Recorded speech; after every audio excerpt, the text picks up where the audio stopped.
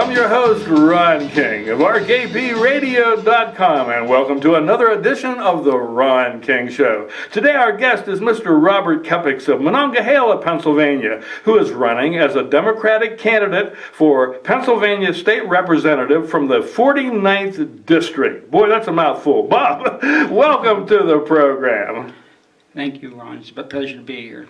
Okay. Bob, could you mention briefly for our viewers just a few of the townships, boroughs, or cities that comprise the 49th District? From Newiggle, Monongehela, Carroll Township, all the way up to West Brownsville, including all the river towns, Stockdale, Roscoe, Elko, Charleroi, Mariana, Bentleyville, and some towns out that way also. Okay, and I guess, of course, the city of Monongehela, that's about the only city I think you have in the 49th District, is it not? Yeah, Monongehela is the only city besides Washington in Washington County, yes. Yeah, very, very, very good. Okay.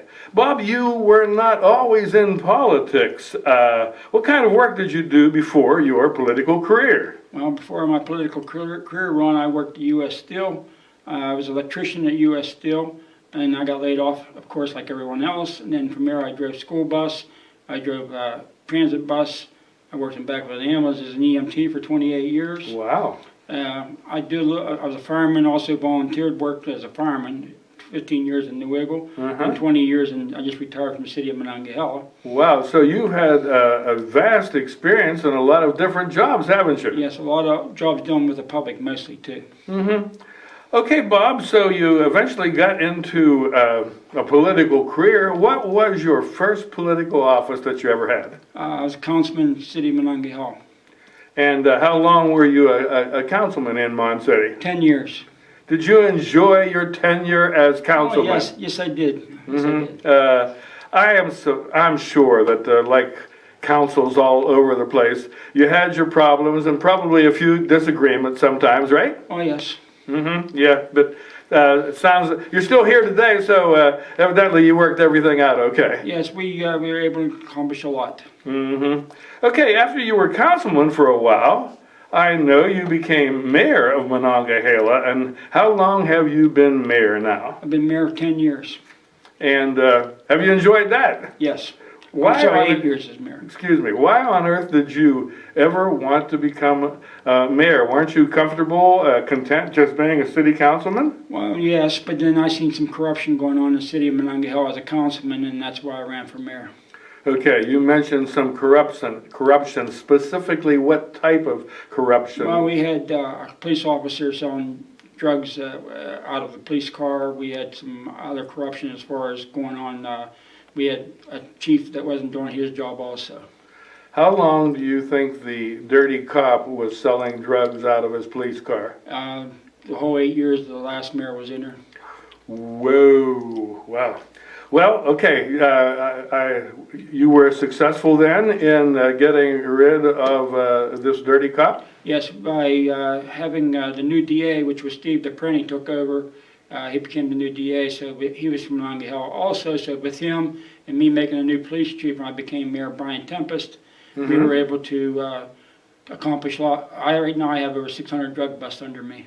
600 drug busts as mayor? As mayor of Monongehela, yes. Oh, hey, as mayor, have you ever married anybody? Yes, I've done probably about 80 weddings. Oh, that might be a fun part of the whole job. My first wedding was a good one. I mean, her water broke as I was doing a ceremony. First time I ever did a wedding. So this lady that you were doing a ceremony was having a baby at that time. At her water, yeah. Well, that would be a real thrill. I was nervous. I never did a wedding before. Well, she probably never had a baby while she was getting married before either. Yeah, it was 100 degrees. Yeah. It was in the gazebo in Monongehela. Okay, a lot of blight in small towns. I'm sure down in Monongehela you probably had some blight there too, didn't you? We have some blighted areas. We have about four blighted areas, major blighted areas. Has any of that been cleaned up since you've been mayor, Bob? Not yet. We're still working on it. One is actually one of my candidates that's running against me is one of the areas that belongs to the blighted area. Oh, okay. But you do feel that it needs cleaned up, right? Yes, I do feel that it needs cleaned up real bad. Okay. Bob, I know that as Mon City Mayor, one of the nice things you've done is to help improve the aquatorium in your area. Could you tell our viewers briefly what on earth an aquatorium is? Okay, Ron. An aquatorium is it's an outside stage area that's actually goes out onto the river in Monongehela. It's a platform that goes out on the river. It's a stage. It seats about 3,000 people. And actually, I graduated off here in 1975 with Rocky Blyer as our commencement speaker. Okay. And it was pretty wild. And like I said, but it's been here since 1969. Frank Gowrie, in fact, is the one who built it. Now, I understand after I was there for a while, it kind of slipped into disuse and it started falling apart a little bit. But since you've been mayor, you've been able to bring it back and people are using it again now, right? We were able to accomplish about $1,250,000. Oh, wow. And we got from the loan shares, which is under Washington County Redevelopment Authority. And that's where we were able to get the money up. So I understand you got some money from the local casino share too? Yeah, that is the Meadows, yes. Now, you have some improvements down there. What are some of the specific improvements that, as mayor that you've managed to do, while you've been in office at the Aquatorium? Well, we were able to get new bleachers that are actually plastic bleachers now. They're like fiberglass, so they're going to be there for a long, long time. New Flexicore that was underneath the bleachers that was all rotted out, and stage just got paved. Also, we were able to get a permanent restrooms in there and new concession stand and everything else. I understand there is a kayak and canoe launch for the handicapped area that you had built there also. Yeah, that's going to go in the fall of this year coming up. We were able to get more money from the loan shares. That'll be the last process from the loan shares for that aquatorium.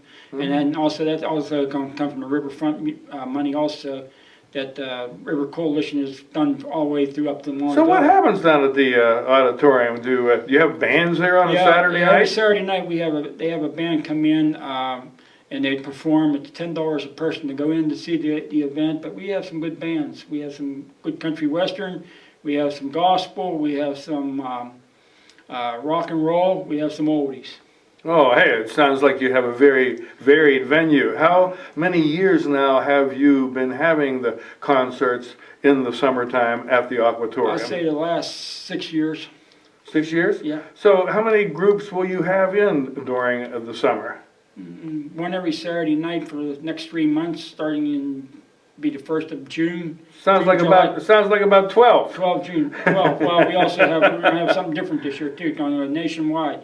We're going to have a dog race where the dogs jump off docks down there and do races. Oh, do races? Yeah. Yeah, I've seen them jump off of a dock or an area and see just how far they could leap. You can usually see, used to be able to see that on the David Letterman show. Well, this is going to be nationwide. So Monongehela is going to go nationwide this year. That's going to be next month coming up in May. Hey, Mon City can use the publicity, can it not? Yes, sir. Okay. You don't have a lot of industry down in Mon City, do you? No, we depend on storefronts as a merchandise tax. That's how we were able to, Monongehela always was merchandise tax. As far as stores, we have maybe 3 or 4 industries if that. The industry that did moved to the north, and then that's where one of the blighted areas is. It was called Flexicore. Okay. Do you have any good restaurants down there? Well, we have Eaton Park and McDonald's. I'd like to work on getting a sit-down restaurant in the future down there. Well, you can't sit down at Eaton Park? Well, yeah, you can sit down, but I mean, more restaurants. I understand what you're saying. Yes. Maybe something like with a tablecloth or something like that. Yeah. Bob, it's my understanding that 5 other Democrats are running for the state representative job. Why do you think the voters should vote for you? Well, because I have the most consecutive experience in as far as 18 years. I also feel that I can bring more as far as getting grant money to the whole 49th district that needs it. I want to try to promote more jobs because I think I have the experience to do that.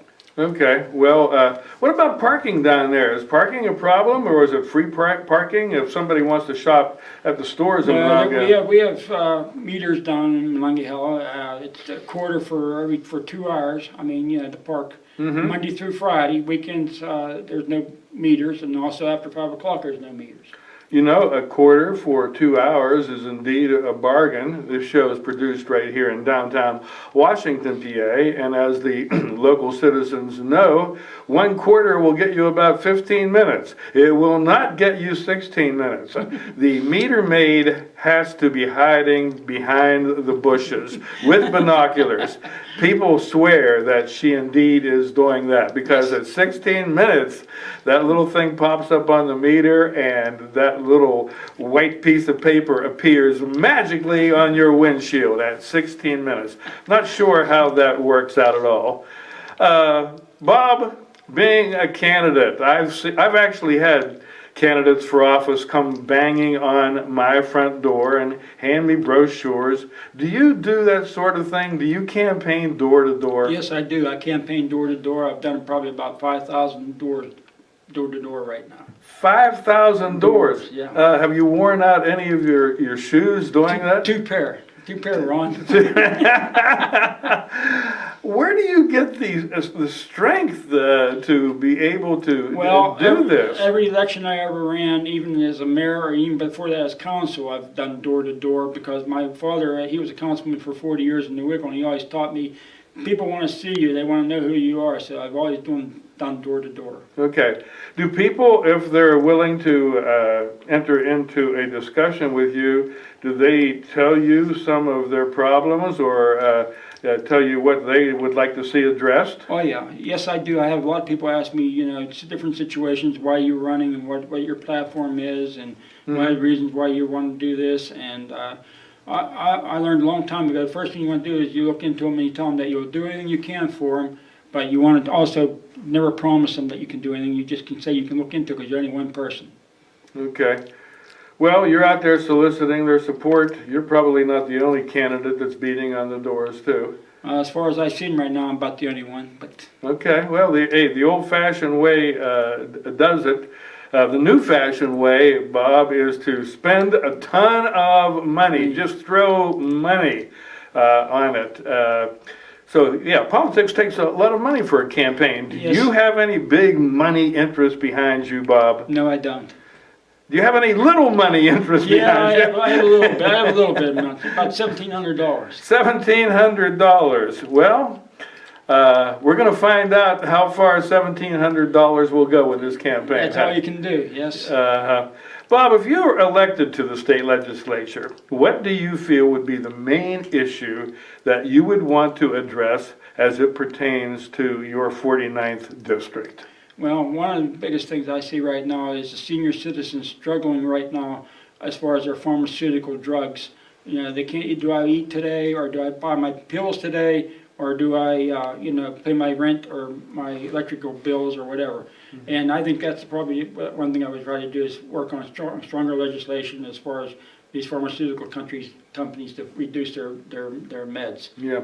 Do you have an industrial park in your area? Yeah, we have a small industrial park, but it's mainly merchandise tax in Monongehela. But there is industrial parks in Denora and also Ala Vista out in Bentleyville, and also the Technical Center in California that I would look at trying to get jobs to.